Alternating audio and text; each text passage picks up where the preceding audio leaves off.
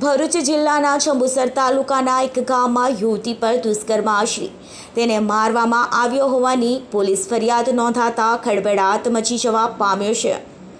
આ મામલે જંબુસર પોલીસે ગુનો નોંધીને વધુ તપાસ હાથ ધરી છે। જંબુસરમાં દુષ્કર્મના વધુ એક બનાવ સામે આવતા સમગ્ર પંથક ચકચાર મચી જવા પામ્યો છે।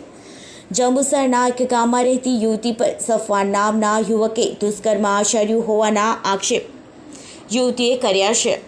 ત્યારબાદ સફવાની યુવતીને તેની બહેનના ઘરની બહાર ફેંકી ફરાર થઈ ગયો હતો।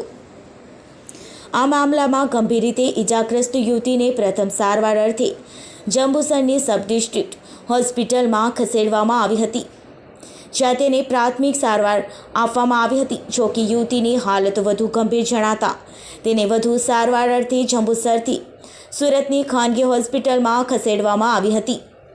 આ મામલે યુવતીએ જંબુસર પોલીસમાં આરોપી સફવાન સામે દુષ્કર્મ આચર્યું હોય અને તેના પિતા અને ભાઈઓ સહિત કુલ 4 લોકો સામે મારવાની ફરિયાદ નોંધાવી હતી।